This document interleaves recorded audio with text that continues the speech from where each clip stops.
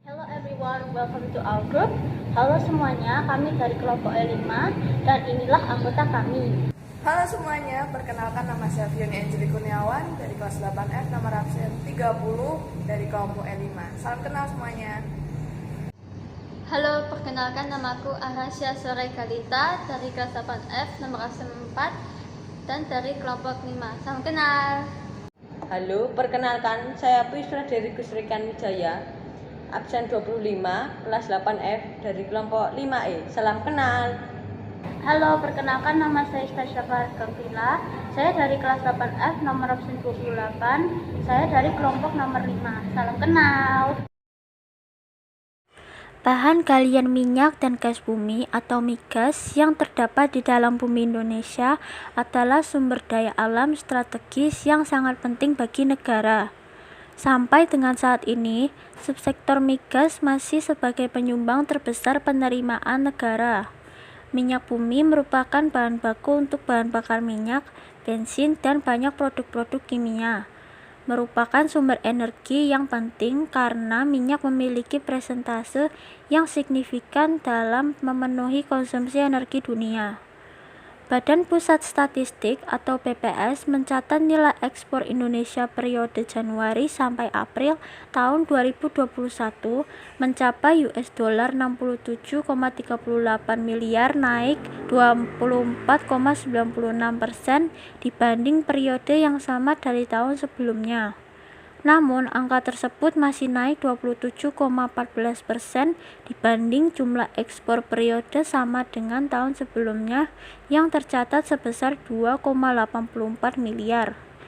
Adapun kenaikan secara tahunan tersebut turut dibantu oleh ekspor produk minyak mentah yang melejit 545,69% dibanding periode Januari sampai April tahun 2021.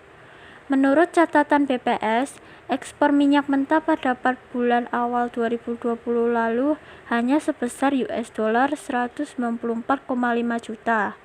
Kiriman ekspor minyak mentah meroket menjadi $1,25 miliar pada Januari sampai April tahun 2021. Bicara tentang migas Indonesia, ternyata ada undang-undang yang mengatur migas loh. Migas Indonesia diatur dalam nilai sila kelima yang menyatakan mendukung kemajuan dan pembangunan Indonesia. Dalam konstitusional atau UUD pun mengatur dalam pasal 33 ayat 3 yang berbunyi, bumi dan air dan kekayaan alam yang terkandung di dalamnya dikuasai oleh negara dan dipergunakan untuk sebesar-besarnya kemakmuran rakyat. Dan Perpu juga mengatur pertambangan. Dalam Perpu nomor 44 tahun 1960 pasal 2, segala bahan galian minyak dan gas bumi yang ada dalam wilayah hukum pertambangan Indonesia merupakan kekayaan nasional yang dikuasai oleh negara. Gambar diagram di samping menunjukkan hasil produksi minyak bumi dari tahun 2006 sampai tahun 2015 yang saya dapatkan di internet. Minyak Indonesia mulai dari tahun 2006 sampai tahun 2012 hasil produksinya masih tinggi.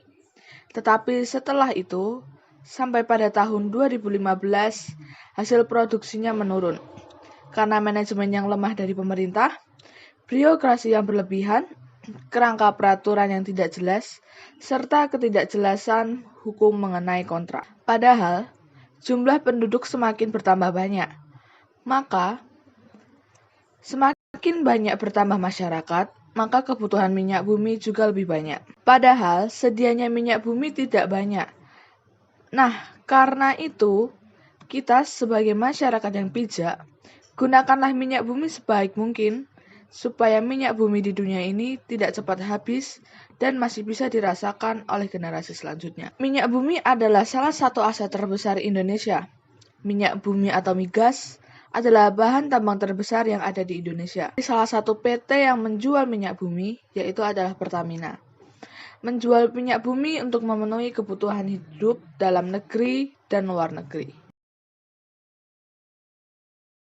Di Indonesia memang banyak bahan tambang di daerah masing-masing, salah satunya minyak bumi. Namun kita harus tetap menjaga kelestarian bahan tambang, terutama minyak bumi, agar tidak cepat habis. Ayo lestarikan bahan tambang, agar tidak cepat habis dan orang lain pun bisa merasakan penggunaan bahan tambang. Terima kasih sudah menonton, jangan lupa like, subscribe, dan share ya. Sampai jumpa.